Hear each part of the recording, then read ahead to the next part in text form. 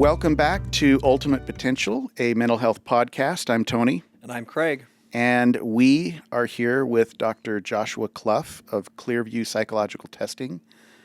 Joshua, welcome. Thank you. Pleasure to be here. Appreciate it. I just got done saying that I'm going to call you Dr. Cluff, and I immediately call you Joshua. I hope that's okay. Normally I say, I only like to be called doctor if my dad's listening. Okay. So I'll try not to correct you. There you go. Well, welcome, and we're so excited to have you. Would you mind just sharing with our listeners a little bit about yourself and maybe your professional background and anything personal you'd like to share? Sure. I have been working in the treatment world.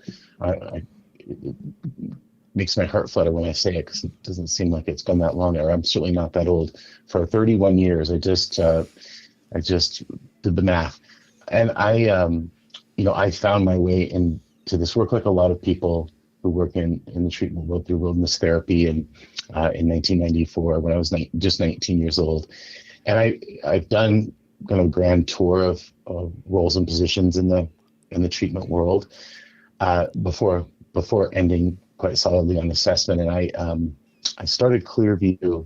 I started doing assessment in 2007 and then started Clearview in 2009.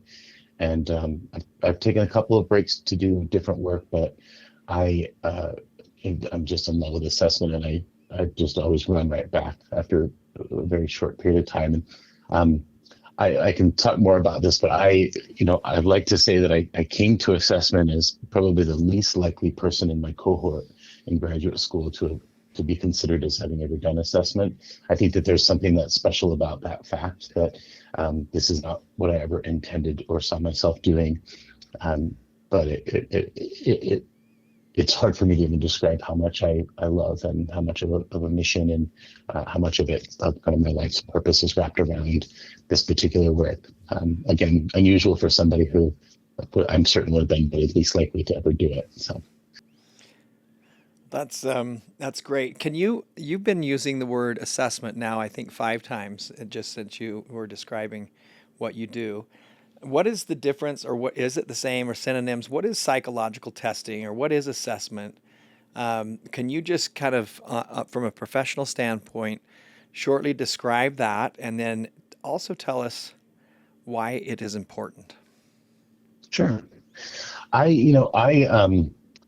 kind of thinking of it kind of coldly, and factually. Psychological assessment, and you can say psychological testing or assessment. Okay. It really is a process. I like to think of it as a relationship because, especially for those of us at Clearview, we stick with our families and we're part of the team that carries our clients. So I like to think of it, we're having more of a relationship, and that relationship can last quite a long time because, again, we don't go anywhere until we're not needed. So really it's a relationship or a process that uses kind of a broad range of data sources and data points, right, including testing that's administered, observation, interviews with clinicians and family or other collaterals, history gathering, to account for broad functioning across a range of domains. And that, I can talk a little bit about kind of how we break down assessment, but we look at mental health and personality and temperament, cognitive abilities, and then vulnerabilities. And within those categories, quite a broad range of things. We more and more are working with clients that are quite complex. And a lot of our clients have questions around developmental differences, but also kind of unique or unusual social pragmatic issues or learning strengths and weaknesses. What we're really doing is we're looking at a convergence of these multiple sources of information, right? We're getting hard data through testing that we administer. We're looking and paying attention to our direct observation and all of the interviews that we do, and really trying to bring all of that together on one surface level to understand diagnostically what's going on with our clients and to make recommendations that can guide their care and their treatment. If you let me ramble for a moment, I think that there's a difference between good and great assessment. I think a good assessment takes, again, into consideration of the data and the history and all that collateral information, and and synthesizes it against the fact that, data doesn't say a whole lot about a person without the backdrop of culture and family and life experiences, right? Traumas and victories. So there's all of these compounding variables that we can account for, right? We've got hard data, we have objective data to look at, but there are all these compounding variables that have shaped how our clients think and perceive and engage with others in their environment that goes beyond the data. And I think that a good assessment creates a strong argument for a clinical diagnosis, right? It provides diagnoses, it provides a good argument as to why we've come to that conclusion, and it provides good recommendations that will guide treatment planning, right, and decision making for a client. I think a good assessment should read like the psychologist that wrote it took time and cared about the client. There's certainly that matters to me. A great assessment, however, and this is just from my perspective, includes something that I don't think is as common, and that's an emphasis on gifts and assets and resources.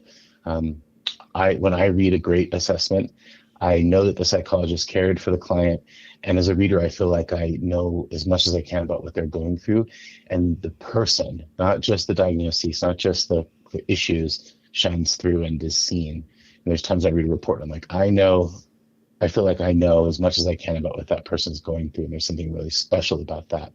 And I think, there's an art in being able to take with an integrity the kind of data and history and turn it into a rich understanding of a person, an actual person. It's quite rare, and I think it's really remarkable. So and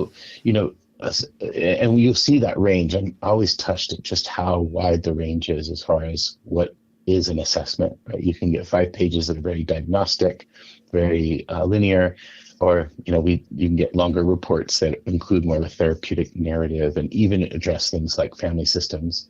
One of the things that, because we spend so much time with our clients and our families, we feel like we've got some room to be able to even address family systems issues, and that's kind of atypical, but it's a product of a luxury we have, which is to spend that extra time.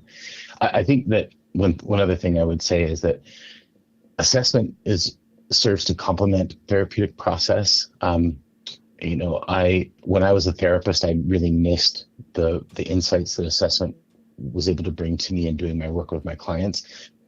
But it's not better. It's just a different vantage and perspective, and one that I think is difficult to reach through psychotherapy, and certainly not quickly. I think that the key to truly understanding that, not only kind of how an individual got to the place that they're in, but being able to kind of understand variables that are hard to account for, or if not impossible to account for, is one of the things that assessment can really, really offer. We're moving into a transition of doing more what's called therapeutic assessment, where we're doing an assessment and then transitioning into a therapeutic dialogue and relationship with our clients. And it's just been incredible to be able to bridge those two kind of parts of me, especially, right? The psychologist part of me and the therapist part of me.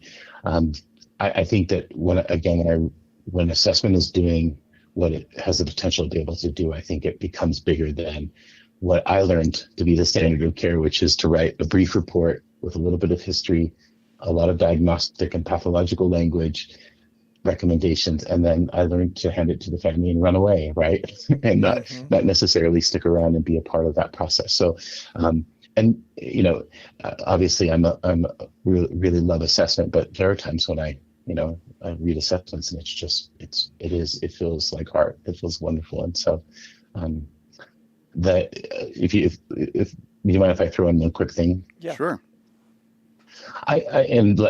Bear with me as I don't want to soapbox here, but one of the things that really kind of keeps me doing this work and also keeps me up at night is that, and I think it's really important. It's easy for us to overlook in our own experiences, but certainly when it comes to assessment, is that we're all, no matter who you are, no matter how well known you are and successful, we are all actively compensating for a weakness that we may not know about, with a strength that we may not know about. But everyone in the world is creating a homeostasis between the ratio of their strengths and their weaknesses.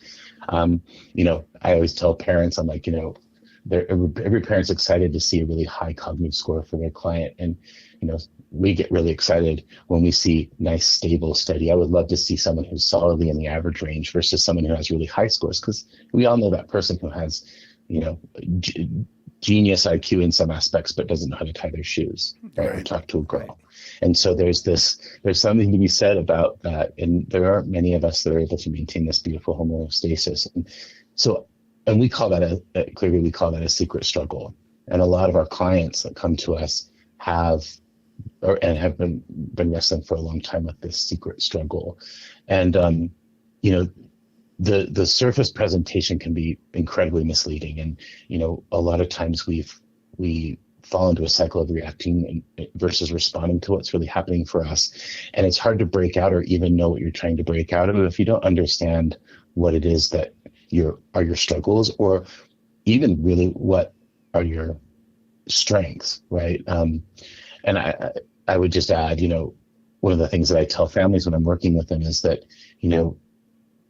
as they oftentimes get bogged down and overwhelmed by all of the issues that their child is facing, this long grocery list of mental health diagnoses and behavioral issues, and I get to say this because I get to live in this really easy place, which is I just get to be the objective person that cares, but isn't tangled up in all the emotions.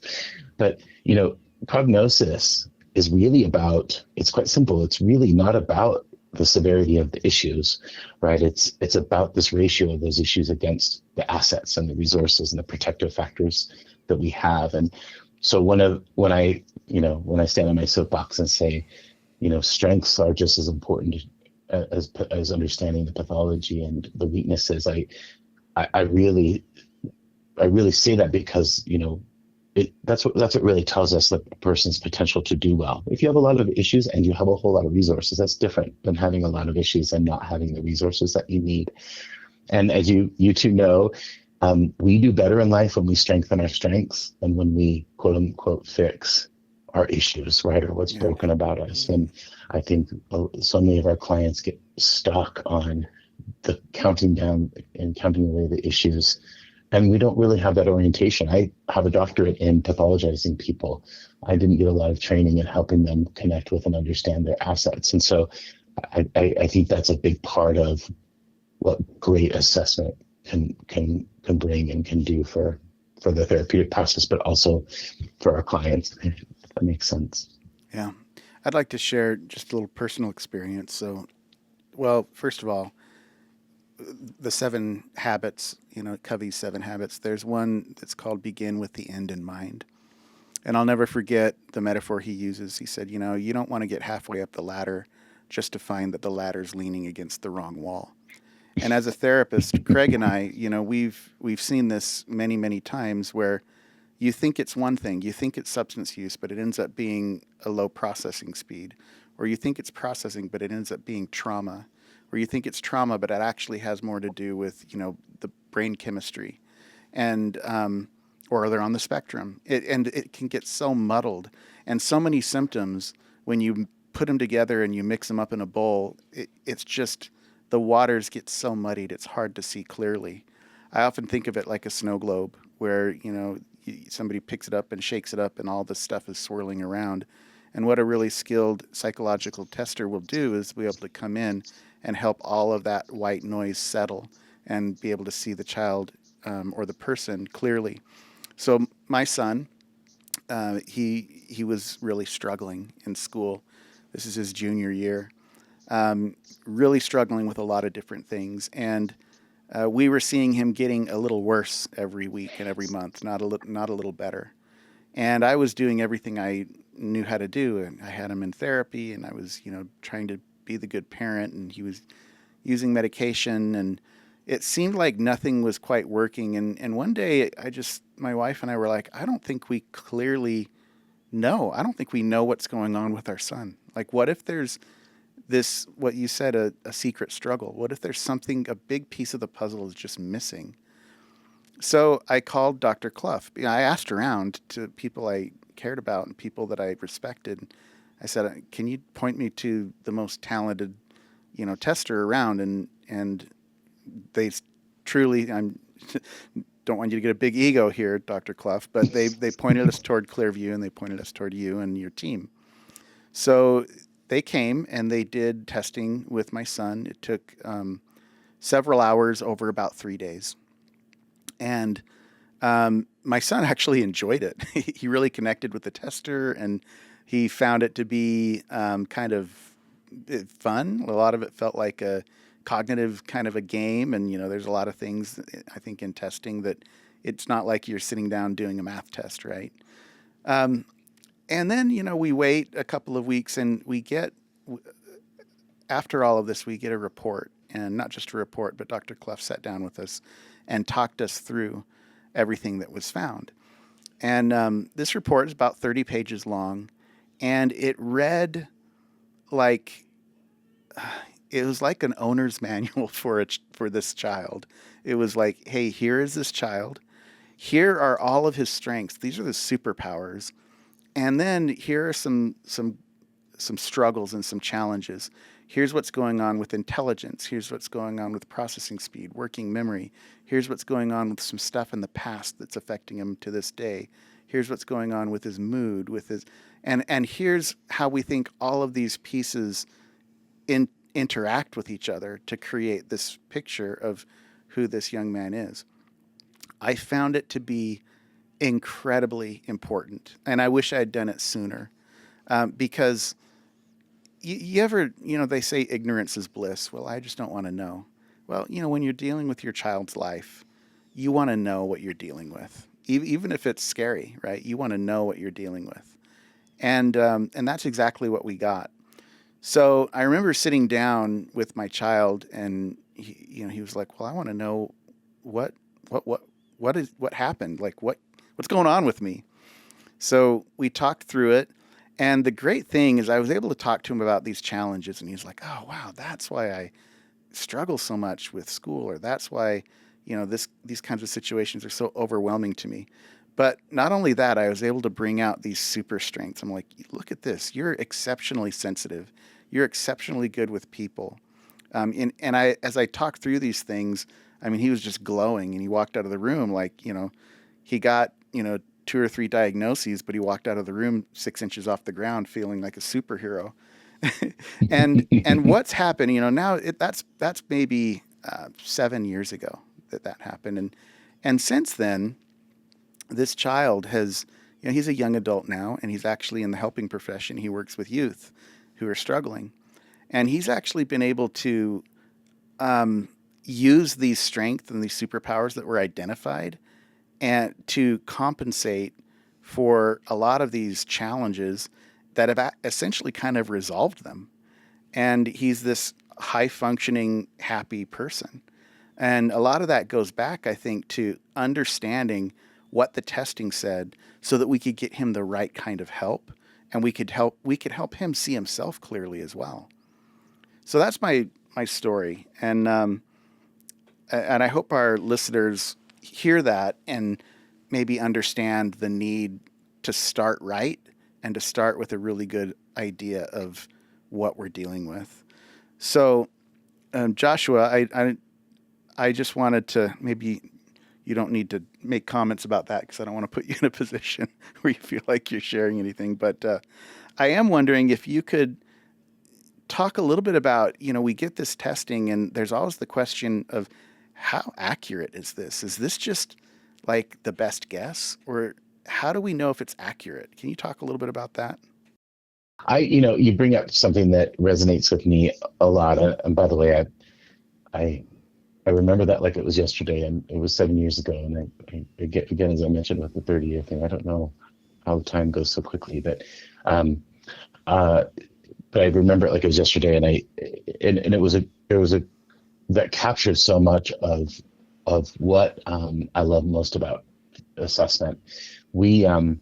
I used to co-run a school for young men with high functioning autism and nonverbal learning disabilities, and I remember going to each of them with their testing, and it was kind of like the red pill or blue pill moment and Matrix, where I was like, do you want to know about yourself, or do you not want to know about yourself? And honestly, it was about 50-50. 50 wanted to stay in the Matrix. They just wanted to keep passing. They didn't want to know. I am certain that the majority of them assumed that the news I had for them was much, much worse. Or in some cases, it wasn't bad news at all.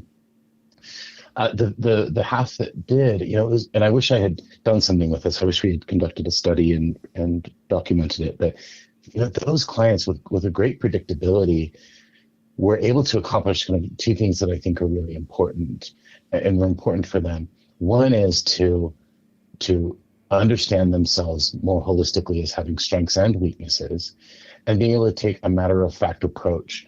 And if you can take a matter-of-fact approach to what you're dealing with, understand it, and take ownership of it, it opens the door for you to be more pragmatic in solving it. So those young men were able to more often, and for example, say, oh, okay, well, I just need to learn some skills and learn some things that maybe I don't know intuitively, right? I've got to develop some compensatory skills, but I'm smart enough to do it. I've got what it takes to do it, right?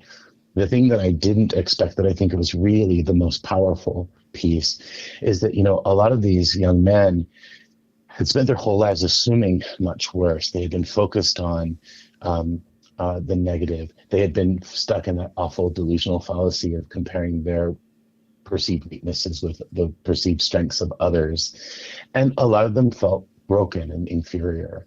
And if we're able to walk them out of that and help them see themselves more objectively, for example, instead of saying, oh, I'm unintelligent, or I don't have what it takes, or I'm lazy, and instead being able to say, I have a really unusual learning disability, or things that are intuitive for maybe the majority of people aren't as intuitive for me, so I have to do some things differently. That gives them permission to step back from all of that shame. Yeah. Right. So it's not that there's something wrong with me. I just have something unique about me that I can compensate for. To me, that was the real juice of the work, is that these kids carry so much shame. And so many of my clients who have struggled with these kind of secret struggles, they're usually shocked when we go over the findings, because it's balanced, and again, they're expecting much, much worse. I just want to pop in this quick narrative. I just very recently worked with a young man, and this embodies. It's a really simple example, but it really embodies, I think, what we see a whole lot. And again, it's the thing that I love most about this work. It's the thing that keeps me up at night.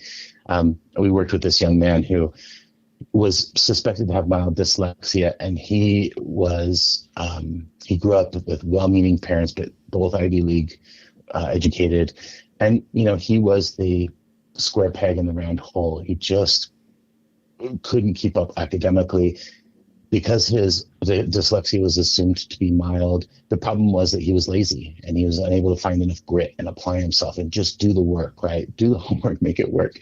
And that pressure, not only from his family but his community, just broke this young man. Again, his parents were very well-meaning, and when we have these secret struggles, even well-trained educators can miss it, especially in public school or in the system where they're not getting enough attention.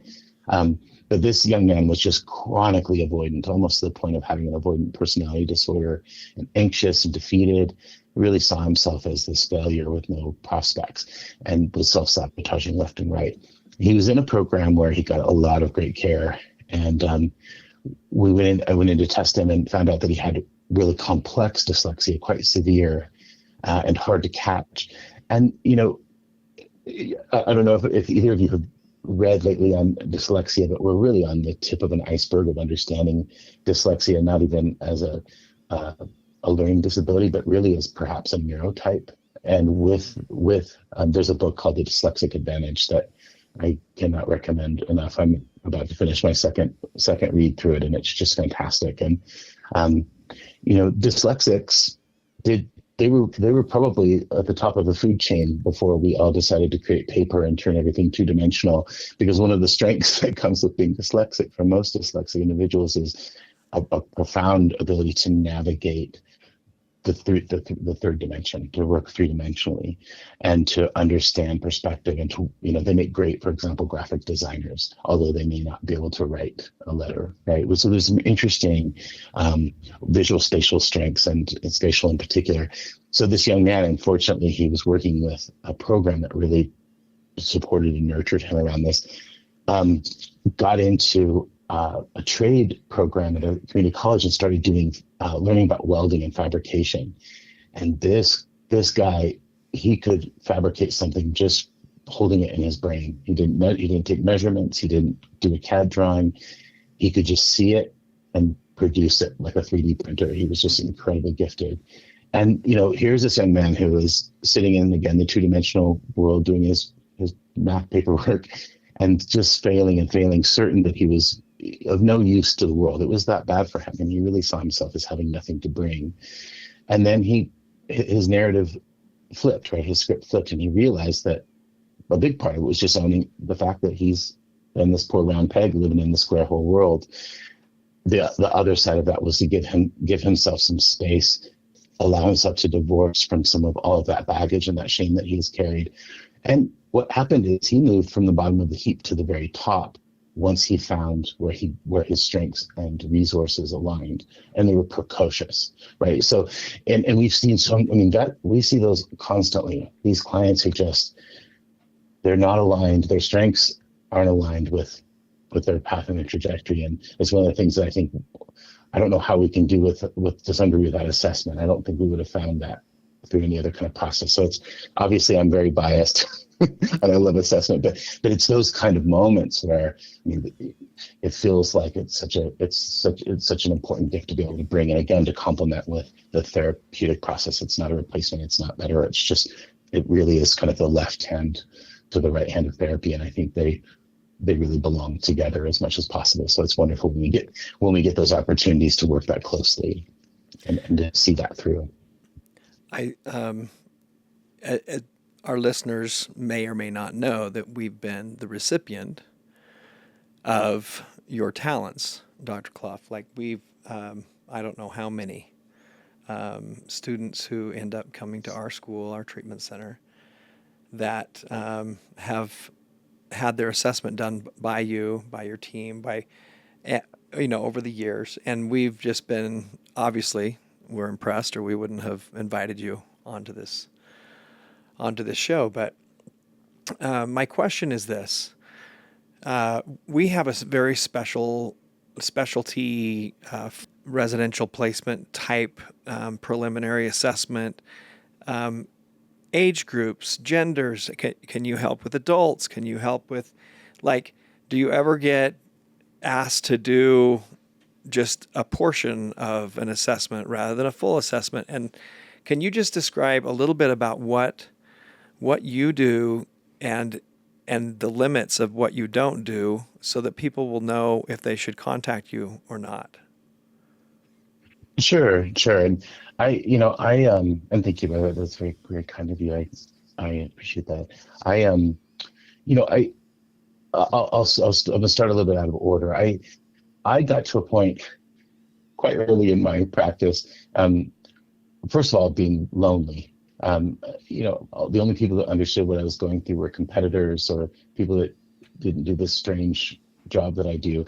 But I also, I came from the program world where I was used to working in a team and working with multiple disciplines and getting their input. And so I started putting together a team-based model not long after starting Clearview. And what I've done is I don't know how I pulled it off, but I just got really lucky how I pulled together such a ragtag team of incredible psychologists. I say ragtag because we're just also very different backgrounds, different personalities, different specializations and training experiences. And so what we do is we have families call in. We spend about an hour and a half of doing an intake and making sure that we know what kind of battery we want to put together for our families. But then we also, and again, we build a battery based on what we think they need. But then we also think about which of the leads we want to put on, which would be the best fit for their child. But we work as a team on every case. So we actually case consult all of our clients. We come together, we put our heads together, and I really want to make sure that we're getting as many perspectives as we can on every case. That was born of me just taking complete ownership and undeniably that I have strengths and I have absolute areas where I'm not as strong, and I have my blind spots, right? There are certain clients that I feel like I've got a special kind of ability to connect with and support. And there's some clients that just aren't quite in my wheelhouse. And so it's been really wonderful to have a team where, oh, we've got a kid who does Pokemon, like, oh, I've got the Pokemon tester. We've taught Pokemon for days, or, whatever it might be. But we can, sometimes it's even just personality style, right? So that, I think that gives us a lot of flexibility. It also has allowed us to really expand our range of the types of clients that we can work with, but also the age range. So I don't test below 11 or 12, but we can test down to 4. And then we've actually started doing more and more kind of geriatric assessments with clients in their upper 70s, as old as their upper 70s. We have one clinician who's very, very strong with and trained with geriatric populations. So, we, up until a few years ago, we're working a lot with residential programs, but more and more we're traveling to families and testing in their homes. We're meeting them. They'll come and meet with us here. One of the things that I've pushed really, and I won't tangent here too long. One of the things that I've really tried to push when it comes to assessment is my experience has been that assessment has been seen as this thing that we do when we're kind of at the end of the rope. We don't know what else to do or think about our children. And again, I'm biased, but I would love to see assessment be more proactive, more part of the discovery phase versus the kind of last ditch problem solving phase. Yeah, And so I've really encouraged folks that refer to us to, let us, unless your child's in a crisis, let us go and meet with them before you make any treatment decisions. Let's make sure we really have a sharp axe before we start swinging for the trees. And I really like that too, because when we test clients in their home, we're getting them in their happy place, in their comfort zone. And the more we can make them feel comfortable and at home, the better the results, right? The better the work. So we've been doing a lot. We still test a lot in programs, but we've been testing a lot going to our clients. And we travel. We can test in every state but Oregon, and we at times travel internationally. So we'll go anywhere to meet with our clients. Again, it's just such a better experience, and we get such better testing. So that question of how do families know they need it, that's a really big question. We see a lot of assessments. A lot of our clients that we're testing have had sometimes multiple assessments in the past. Sometimes they're school district assessments where they just never quite were never quite comprehensive enough to be what the client needed.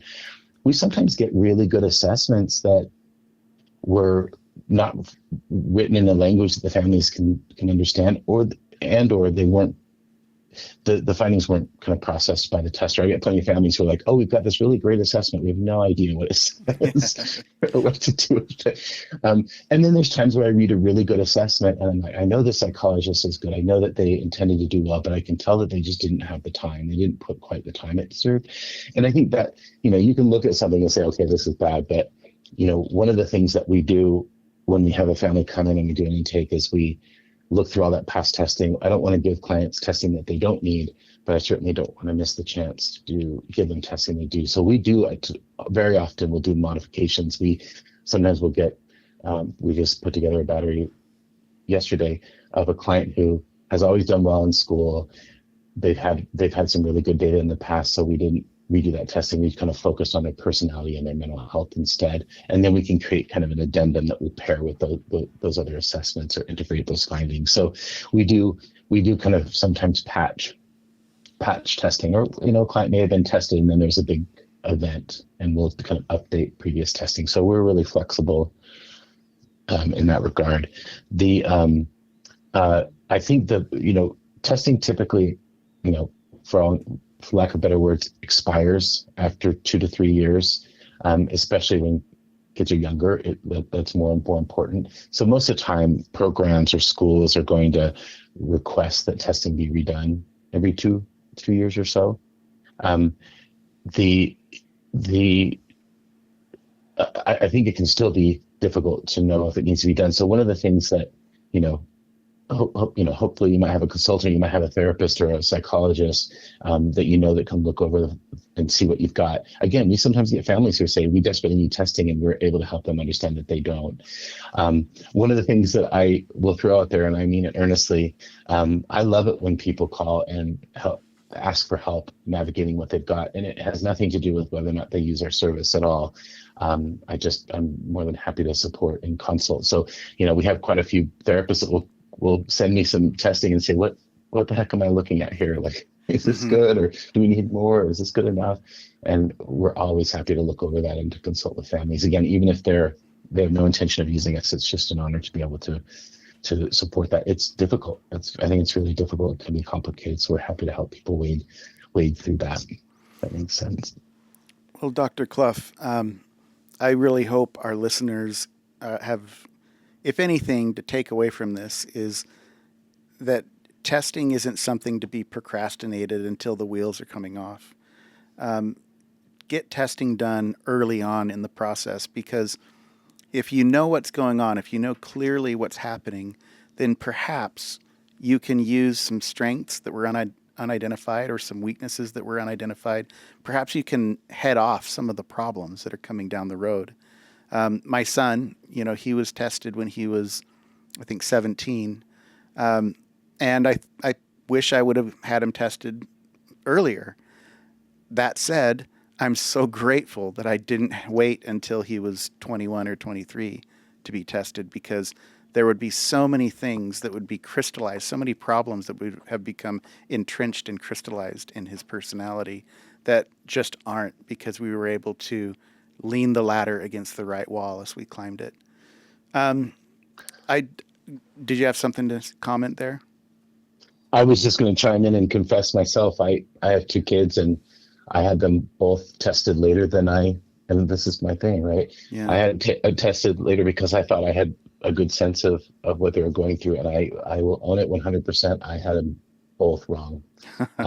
My son has a really unique memory and processing disorder that I couldn't see through his ADHD, but was really the linchpin. And my daughter, I thought, had very severe ADHD, but she has a really severe central auditory processing disorder. And, we put her on medication for ADHD, working really hard with compensatory skills. And we bought her these special hearing aids that took care of 90% of her struggles. Wow. So I could have, put her through the world's greatest regimen of ADHD psychiatric support and skill development. But the real game changer was these wonderful hearing aids that she wears. So again, and I like to tell that to parents because oftentimes you get parents who are like, oh gosh, how could I not see this? Why didn't, and it's humbling. I was never going to see it because I'm their father. And there's, parents ask us like, well, how do you get all this information? And I say, well, the first magic skill I have, or special skill I have, is that I'm not you. I'm not their parent. So that already gives me a huge benefit as far as being able to see them objectively, right? And so it's I absolutely understand that, and I think it's wonderful when it happens. We're all guilty of being in that position. It's really hard to get the kind of perspective that we have, when we're in the thick of it all with our kids. It's hard. It's so natural for families, for parents to think they know what their kids are thinking and feeling and what their problems are. And you have to learn the hard way if you're willing to even learn. Some people struggle even learning, even when it's placed in front of them. But thank you for sharing that about your own children also. Hey, this podcast, right? It's a labor of love. We're trying to reach families, having done support groups for over 30 years doing this. There's so many families that just are so lost and confused and don't know where to turn when they're struggling, particularly with children that are at high risk of things like suicide, things like not graduating from school, social problems, or you name it, right? The type of things that we all work with. One golden nugget in kind of the last question is, having spent 3 decades doing this work, what is the one piece of advice that you would give to a family, a parent, in relation to what you do? Give us a golden treasure. My goodness. Um, I I'll just say what popped into my mind. In fact, I have it written on my glass window in big bold ink that it just says "Be curious," and I think I wrote that up there for me to so I don't forget to sit with my questions. I get so focused on wanting the answer, and finding the smoking gun and making it all make sense that I don't.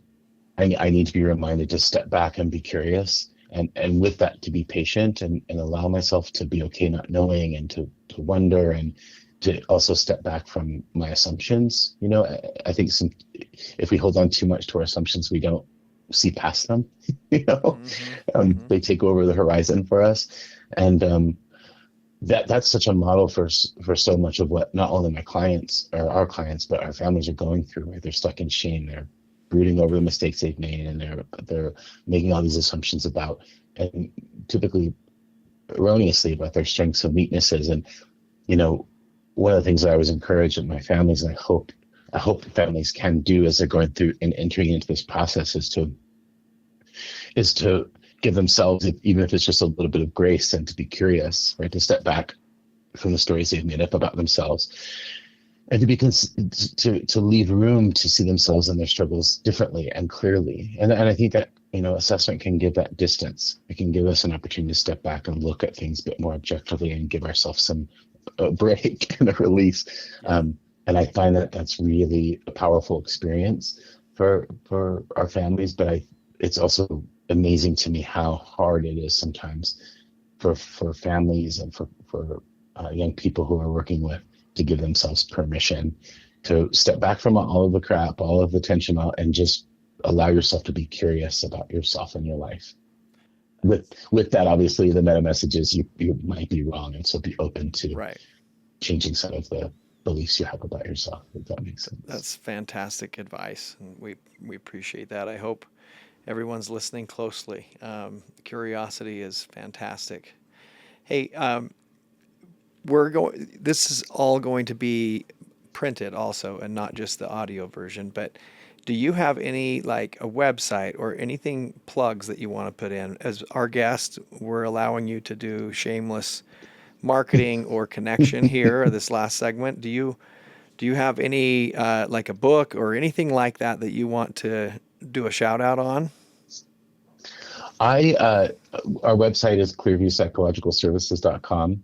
And we have a portal there. Again, if anyone ever wants to consult or talk about our services, or again, I'm absolutely happy to just be a support, as my whole team will be. I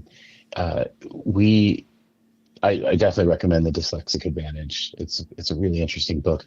But I also wanted to mention this. This is not on the topic, but it's just, I love this book, The Anxious Generation. Mm-hmm. I don't know if any of you have painted that book, but oh my goodness, I wanted to do that book plug. That's all I've got for shameless plugs. We have really strong relationships with our clients, and so we welcome people to just reach out, and we don't, nothing that we do is standard. We do everything custom and take care to really understand what our families need, and that time is important time, so we're always happy to give it. Well, Dr. Cluff, thank you for your time. It's been very rich. Thank you for the good that you're doing in the world. And we encourage our listeners to go and check out in the show notes some of the resources that Dr. Cluff pointed you to. We're grateful for the time, and that wraps it up for this episode of Ultimate Potential. Until next time, please remember, mental health matters. Thanks for listening. Your mental health journey is so important to us. We'd love your help spreading the word so we can reach as many people as possible. Don't forget to share, like, and subscribe here on our social media or wherever you access your podcasts. Thanks.